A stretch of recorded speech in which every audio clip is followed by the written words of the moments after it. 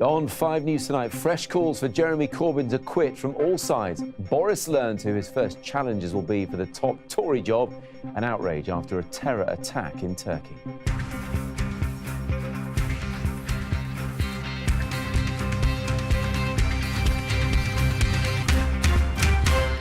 It might be in my party's interest for him to sit there. It's not in the national interest, and I would say, for heaven's sake, man, go. The Prime Minister urges the opposition leader to stand down, and so does his Labour predecessor. People from all wings of the party in Parliament have lost confidence in Jeremy, so sadly I believe he has to go.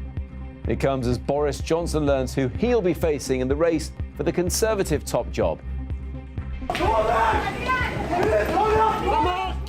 41 people are killed in a terrorist attack in Turkey.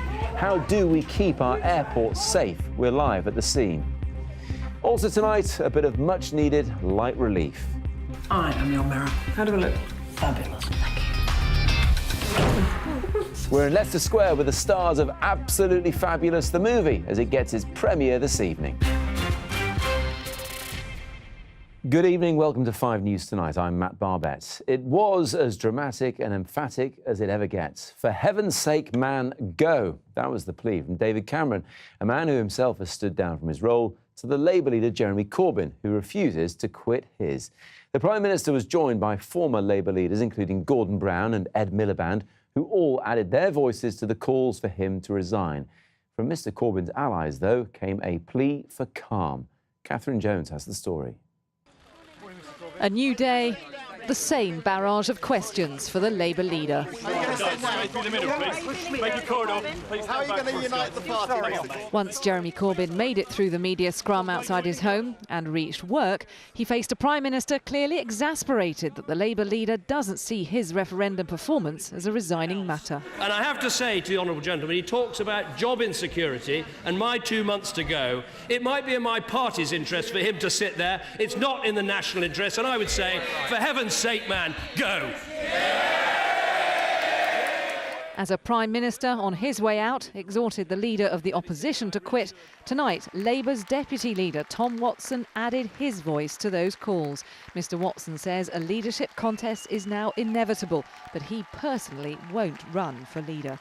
That news came after 2 more resignations from the shadow cabinet, Pat Glass on the left, who'd only been promoted on Monday, and Emma Lewell-Buck, plus a parade of party heavyweights with the same message. Well, I think it's evident that he's failed, and it's so important for the party and it's so important for the country that we have a strong and effective opposition at this time. People from all wings of the party in Parliament have lost confidence in Jeremy, so sadly I believe he has to go.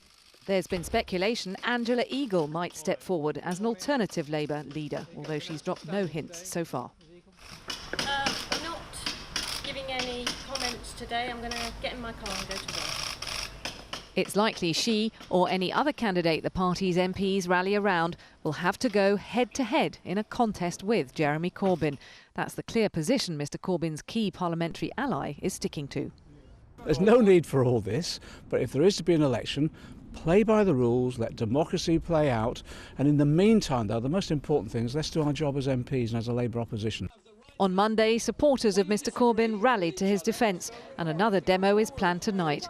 But the big, as yet unanswered question is how the 400,000 or so members of the Labour Party would vote if there is a leadership contest. Catherine Jones, 5 News. Well, let's talk about it all now with Labour MP Diana Johnson. She resigned her position as the party's Foreign Office, shadow Foreign Office Minister, and is in our Westminster studio now. On that final point, Diana, that Catherine just made there, who is more important, the 229 Labour MPs in the House of Commons or the 250,000 people who elected Jeremy Corbyn as leader only last September? Well, the Labour Party is made up of both the members and the members of Parliament. And of course, I think, Jeremy, without doubt, got a huge mandate last summer, has been in post now as the leader for the last 9 months. But I do think we need to reflect on why 81% of members of Parliament voted yesterday to say they didn't have confidence in him as the leader of the party. And I think it's important that MPs are listened to because we're working with him on a day-to-day basis. And we're also very aware there might be a general election in just a few months' time. But he will rightly point to that mandate, and it was a huge one, maybe surprising, and not someone you nominated, but a huge one all the same. And that will happen all over again if there's a leadership contest, and he may well win a second time. Well, I think, like many of my colleagues, I wanted to honour the fact that he did get that large mandate last year, and so I served with Hilary Benn in the Foreign Office team, and I was glad to do that. But it does come to a point, and especially after the referendum result on Thursday, where we know there's going to be a new Conservative Prime Minister and a possible general election, that you have to think and be honest with yourself. Is Jeremy equipped to lead us into a general election? Is he a Prime Minister in waiting? And very sadly, I don't think he is, and 81% of my colleagues take the same view. And it's unfortunate that we're in this position, but I do think now we're going to have this leadership contest, and we have to go ahead now, find a candidate to run against Jeremy. Yeah, so who would you like to see do that? Well, I'm sad actually that Tom isn't willing to be considered for leadership. He has a great mandate of his own. He obviously was elected last summer at the same time as Jeremy. But we have to wait and see now who comes forward. I don't think anybody's declared yet as to who it might be. It might be Angela Eagle, but we have to wait and see. Diana Johnson, many thanks indeed. Thank you. For the first time in 40 years, the EU had a major summit today without the UK being at the table. Just in case the message from Brussels wasn't fully received, the European Council President Donald Tusk underlined it, saying European leaders have made it crystal clear Britain can't keep the benefits of being in their club without accepting all of its rules. Here's our political editor, Andy Bell. This is what the EU looks like after Brexit. The other 27 heads of government talking about us without the UK in the room. And on one central question, they were clear. Leaders made it crystal clear today that access to the single market requires acceptance of all 4 freedoms, including the freedom of movement. Well, first, let me agree. That's not his problem anymore, but it will be for whoever takes over from him. Our economy does face challenges, but it will be a matter for my successor as we leave the EU to make good on what they said at the time. Boris Johnson is favourite to be that successor. He claimed this week Britain can get access to the single market and end free movement. Well, he did famously say once his policy on cake was having it and eating it. Meanwhile, Stephen Crabb, Work and Pensions Secretary, has formally declared. He says UK control of immigration is a red line for him. So presumably that means he's ready to give up access to the European market. But Europe is saying you can't have both. That's the point. You're going to have to choose at some point. Well, we will have that tough negotiation, and there can't be any promise that we will have the same full access to the single market as we have now. But in terms of the difficult choices that need to get made, we are absolutely clear that the red line that was drawn by the British people last week was around the need to return control of immigration policy back to the United Kingdom. Home Secretary Theresa May will declare her candidacy tomorrow. She voted to remain, but kept a very low profile. Soon, she will have to tackle these questions. We should have a new Conservative leader and Prime Minister in September. Then, for him or her, the hard work starts. One party leader who is having talks in Brussels today is Scottish First Minister Nicola Sturgeon. She says leaders there have been sympathetic towards her desire to keep Scotland in the European Union. The President of the European Parliament said he'd listened and learned from the discussion, but both the French President and the Spanish Prime Minister have ruled that out. Let's have a word with Andy now. And Andy, a Prime Minister who's going, a Labour leader who, well, up to this point refuses to go, despite many from his own party wanting him to, of course. Just how damaging is all this political uncertainty? Well, Matt, it's an extraordinary situation. I can't really remember anything like it. Tonight, we're still waiting to hear if Angela Eagle is going to challenge Jeremy Corbyn for the leadership of the Labour Party. That is still up in the air. Meanwhile, tomorrow, for the Conservatives, we're going to have Boris Johnson, Theresa May, Liam Fox, former Defence Secretary. We expect all will be launching their formal candidatures to take over as leader of the Conservative Party and therefore also to become Prime Minister. So at this extraordinary time when Britain has taken this profound change of direction in leaving the EU, we have one party, which one of the two main UK parties, going through a complete leadership crisis. That's the Labour Party. And we have the other party, the Conservatives, going through a struggle for the succession to David Cameron. I can't remember a time when we've had a situation where the two main UK parties, the only ones who can realistically form a government, have been in a situation like this at the same time. Andy, many thanks indeed. And coming up later, an exclusive poll of your views. Do you want a second referendum?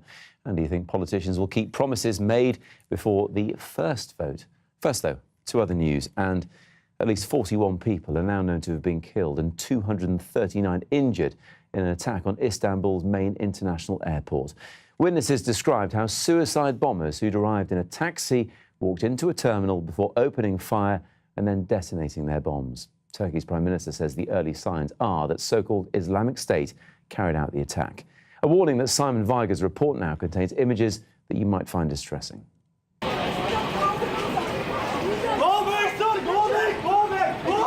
Terror at the airport. Passengers are evacuated after the latest in a string of attacks in Turkey. 3 gunmen opened fire at Istanbul airport before a shootout with police. All 3 died as they detonated suicide bombs. People were shooting on one side and we all ran the other way, and then the bombs went off and people started running the other way and there's more shooting, and we came out, and after that I think there is another bomb. We stayed in the basement for about an hour time, and now I just don't know how many people are dead and injured and so on. Some of the injured were walking wounded and able to phone their loved ones. Other families were not so lucky. Young and old were caught up in the indiscriminate attack.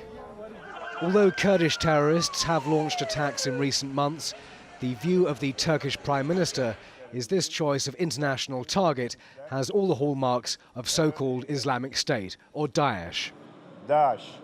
British filmmaker Lawrence Cameron was caught up in the attack. We turn the corner and there's just this sea of humanity sort of charging towards us, and hundreds of people screaming, kids crying, people shouting bomb, bomb.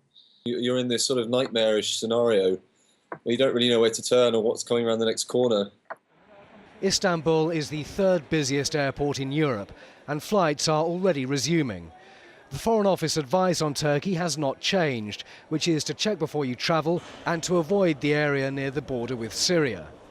But this is Istanbul's 3rd suicide attack so far this year, and apart from the personal tragedies, is another hammer blow to Turkey's tourism industry. Simon Weiger, 5 News. Let's go live now to Istanbul Airport. We can speak to CNN correspondent Jumana Karadşeh. And Jumana, what is the latest in Istanbul this evening? Well, Matt, operations here at Ataturk International Airport resumed early this morning, and over the past several hours we have seen air traffic really picking up, more and more flights arriving. And inside the airport we've seen repairs taking place, a major cleanup operation. It seems authorities are really keen to try and restore some sense of normalcy to this major transportation hub. But of course, all eyes are on the investigation right now. More questions than answers at this point, but we're hearing from the prosecutor's office that taxi driver who dropped off the 3 suicide bombers yesterday night at the airport was taken in for questioning. They took his statement and he was released. Of course, they would hope to try and trace back their steps after talking to that taxi driver. And no claim of responsibility at this point, but both U.S. and Turkish officials are really pointing the finger at this point at so-called Islamic State militants. Matt? Jumana, many thanks indeed. The Prime Minister says he'll provide more money to help tackle hate crime after a reported rise in incidents in the wake of the referendum last week. One man has told 5 News how he was threatened and told to go home to Pakistan. He's spoken to Frankie McCamley. Timur says he faced racist remarks walking to the shops a few days ago. I was like, okay, so no need to be so rude and aggressive, because she was being quite rude and aggressive in her behavior and almost slightly threatening in a strange way. And her reaction to that was, oh, but you want to shoot me, don't you? You want to shoot me? And I'm like, sorry? Because I was like absolutely shocked. And she's like, oh, you want to shoot me because people like you shoot people, don't you? That's what your people do. Your people go shoot and blow themselves up. And do you think things like this are getting worse? Oh yeah. Look at your newsfeed, look at your Facebook, look at your Twitter, and you see people from every spectrum, like my gay friends, my friends from other minorities, Polish people, people from Europe who are reporting weird things happening all around them.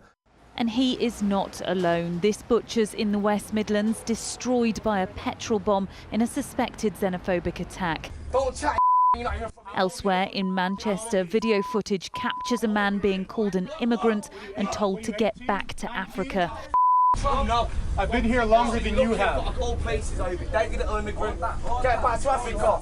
Listen, the youngins who are doing you little muck, you are extremely ignorant and not very intelligent. And this, a card allegedly put through the letterbox of a Polish family, all just days after Britain voted to leave the EU. Today, though, the government condemned these latest attacks and pledged to do more to support victims. We are utterly committed to tackling hate crime, and we will provide extra funding in order to do so. We will also take steps to boost reporting of hate crime and to support victims. But with the number of alleged hate crimes being reported to police on the rise, it's clear something needs to be done to reunite a nation that is somewhat divided. Frankie McCamley, 5 News. Still to come on 5 News tonight. Stella! You're not wearing my clothes, are you? No, this is short. TK Maxx! Yes, Britain's favourite fashionistas are back. We're on the red carpet as Adina and Patsy make their big screen debuts. We'll catch up with them after the break.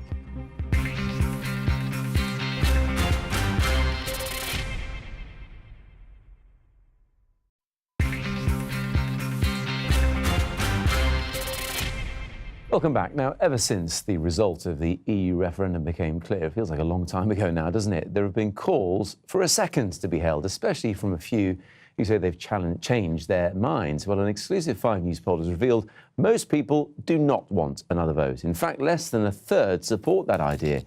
Our survey also revealed how many people don't trust either side to deliver on their campaign promises. Dominic Reynolds has been having a look. Welcome to Britain in miniature.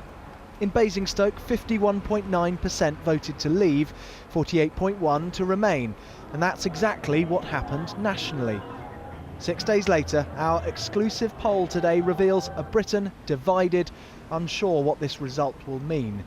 And 31%, almost a third, told us they want the referendum rerun. 58% said they didn't. We found that the under-25s, like Rebecca, are most likely to want another vote. Under our umbrella, she told us why. Now people understand it, I think, to give them a chance to vote for what they actually believe in now, because there's a lot more understanding of it, and they've seen that things that were promised to us, if you like, aren't going to happen. It's opened up a lot of divisions in society, and it seems to be quite a complex question that maybe having a binary yes-no vote isn't the right way to solve these kind of questions. I'm quite angry. Yeah. You're very smiley for an angry person. Yeah, but I'm being polite. So what about all those claims about the benefits of leaving the EU? We could spend an extra £350 million a week on the UK, said the Leave camp, but 55% of our survey said they now didn't think that will happen. I'm not sure now. No, I'm not sure at the moment. What's changed your mind? I think it's because, I can't remember his name, but he said that he didn't say that. And Nigel Farage? Yeah, Nigel Farage didn't say that, so I'm not overly confident that it's going to happen now. On immigration, 48% of those we asked said they thought it would now be more tightly controlled. Do you think that is going to happen? Do you think there will be a change in what happens with immigration now? Hope. Yeah. None of us can really say yes, that's now going to happen. All of us that voted out would think that the government would actually do what they say. In a shopping centre with British street food next to Italian sweets and Spanish churros, will separating from Europe make us more secure? 31% said they thought we'd be less safe. Do you think we'll be safer out of the EU? Yes. Think we will? Why? Yeah. Because we control our own borders, we'll have our own rules, we don't rely on the court in Strasbourg. So if we want to deport somebody, we do it. On the economy, we'll now be worse off, said 44%. About the EU paying for medicine, such things like that, about, say, like all the Polish lettuce picking, who's going to do that job if they ain't doing it. Loads of things, really. So you're now worried we might be a bit worse off as a result? Yeah, really. We've all now had a few days to chew this result over. Our poll presents a UK that's feeling unsure. There is an uncertainty about the referendum aftertaste. Dominic Reynolds, 5 News in Basingstoke.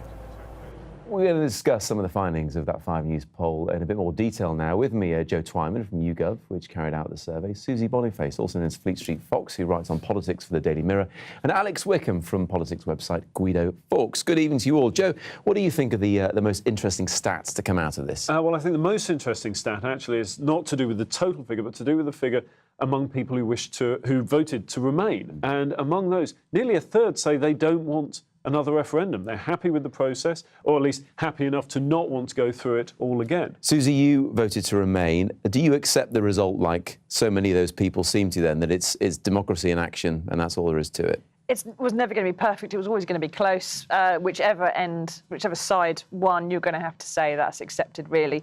The upside is probably that if we have to have a general election in the autumn, if we have 2 major parties that each campaign for a different side of it, you're effectively rerunning the campaign without having to have another referendum, which seems we've had 2 in the last couple of years, both hateful and horrible. We don't want to do that. So does that satisfy your personal need for another referendum, or you think that's a good enough substitute? It might well come out as exactly the same result in the end of the thing, but it would be reassuring to everybody. It's been such a close vote. If you'd had a wider margin, whichever way it was, I think the whole country would be a lot happier. But there's a lot of distrust and unhappiness. You've got to try and find a way to reset the vote, as it were, to have some reassurance. Yeah, general election would be good. Alex, he wasn't the official face of the campaign, of course, but Nigel Farage famously before said if it was 48-52% the other way around, there would be no way this would be an end to it. We'd want another referendum. Now that he's on the winning side, doesn't it feel the same way? I think there's probably quite a few things Nigel Farage said in the campaign that he probably wishes he hadn't. Look, I mean, if there's one thing that this referendum told us, it's that there's a massive disconnect between Westminster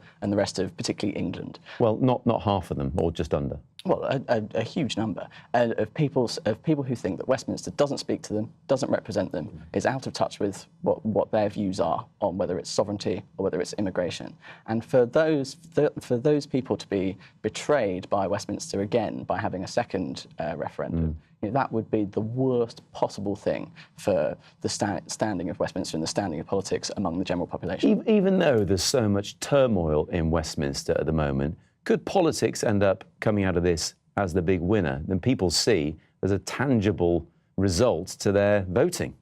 Well, we're at quite a pivotal moment on that front. We're going to see over the next few years, immigration, is it going to go down? People are probably expecting immigration to go down. I think they're probably going to be disappointed. Certainly in the next couple of years, there probably will be an increase in the rate of immigration as more people from the European Union come to Britain while they can, sort of thing. And even after we leave the European Union eventually, immigration is very important for the economy. Governments know this. They know deep down that they don't really want immigration to come down, and that's going to be a problem. And if the people are disappointed on that promise, well, the standing in politics and the public opinion about Westminster is going to be even worse. Joe, just bring us or look ahead a bit more, if you will, because there is some optimism, isn't there, about the future from both sides? Well, what you see is that the country is heavily divided on a lot of things that could happen. And Alex's point about these divisions is key here, because you have, for instance, 2/3 of people aged 65 and over voting in favour of leaving. You have 3/4 around there of 18 to 24-year-olds wanting to stay. These are divisions in regions, these are divisions in communities, and these are divisions in family. And when you ask people, do you think people will be severely worse off? Nearly 3/4 of the people who voted Remain said, yes, that will happen. Nearly 3/4 of the people who voted Leave say, no, it won't. Okay. And those divisions will continue. I'm afraid we're out of time, though. Thank you all very much indeed for joining me. Now, bit of a change of gear. They're the fashionistas that have been making us laugh for nearly a quarter of a century, and Adina and Patsy have finally made it to the big screen. Absolutely fabulous. The movie gets its premiere this evening. We'll be hearing from the stars in just a moment, but first of all, let's take a quick look at the film itself. I'm here on the red carpet at London's biggest fashion event of the year. Oh my God. Stella! You're not wearing my clothes, are you? No, this is so... TK Maxx! Have you seen Kate? Have you seen Kate? I'm going to roll away the hand. Well, the fabulous Minnie is at the premiere as well and spoke to the stars a little bit earlier on. Hello. Lovely to see you. Sweet girl, yes, approved. Yes? Do you Very like good. it? Is it working? Hello, Should we air kiss? lovely. Mwah, mwah. Let's air kiss. So good to see you both. Channel 5. Channel 5, are you excited? I am excited. I feel like you're more excited than any other outlet than to be on Channel 5. The closer I actually get to the cinema, I'm getting quite nervous now. Are you? Yeah. Now, you no need to be nervous. We have to ask who you're wearing, of course. Stella. Stella. Jean-Paul Gaultier. Of course. Who is just passing, was just here a second ago, Oh, just sure. going by. Now, it's a funny thing to ask you, but do you get nervous at all about these things? Because obviously everybody loved Ab the TV No, show. why would I be nervous? Look around Yeah, you. there's only a few Why would billboards. I be nervous? There are so many cameos in this film. Now, how do you get Kate Moss to be in a movie? Do you just WhatsApp her? Do you Snapchat her? Jennifer now wants to tell you the true story of how this happened. She had an idea that it would be amusing to kill Kate Moss, so she wrote the film script. And then what happened, Jennifer? Well, then I'd written it, sold it, and virtually started filming, and I realised that I actually hadn't asked Kate Moss. So you didn't get final sign-off from Kate Well, Moss I on her just killing? knew she was You didn't tell cool. her? You didn't tell her? You I'd killed asked Kate people, Moss? and they said, "Oh yeah, I'm sure she'll love it." I mean, did she But, kick you know, off? Was she okay about it? She is the Yeah, she's coolest cool. person in the world. Is she? Do you honestly think Kate Moss is going to kick off about something? Not with you guys. Now, Patsy and Eddie are obviously huge fans of European. Mrs. Hello, we've got Dawn French joining us. Hello. Look at this. Isn't this fantastic? Welcome to the Channel 5 News interview, Dawn French. How are you? hello. How are you doing? I want to ask you, do you think Patsy and Eddie, obviously they're huge fans of European designer labels, big fans of European men as well, would they be happy to be leaving Europe? How would they feel about it? They would not have realised. Would they be to too honest. drunk to know? They haven't even woken up yet, babes. Really? Would they know we were in? They wouldn't. Well, they just wouldn't be there. Unless the champagne supply dries up, I don't think they'd care. And as the original creator of it, how proud are you as well about this film? Massively proud. Yeah? Massively proud like she's my daughter or something. Fantastic. Proud like she's my sister. And what are you expecting to see from the film? Bosoms, bottoms, Yeah. knees, Bollinger. eyes, bolly, Anything beginning with sweetie, B. darling, jokes, girls, boys. And just finally, there are lots of cameos in this film, including a couple of news reporters. It would have been nice to have been asked. Just been asked. So sorry, but you know those girls jumped in like that. They were clawing their way Inside in. every one of us, there's a frustrated actress, and I, There I'm might be a I'm sorry, sequel. I don't want to make it about me tonight, but Don't spoil your sequel chances okay, now. Okay, no. Well, personal, it's let's just just wait. she doesn't Then we'll wait for the like you. sequel. What? Oh my God! It's lovely to see you. Nice to meet you. Let's air kiss. Let's properly kiss. And good luck with the film. Nice to meet you. There we go. Can you believe it? French and Saunders. By the way. What? She doesn't like me. She does like me, apparently. Look at that. Can you believe it? Back to you. Really can't. A little bit of French and Saunders there for you. What a bonus. That's it from us for now. Sian has the weather next. Bye-bye.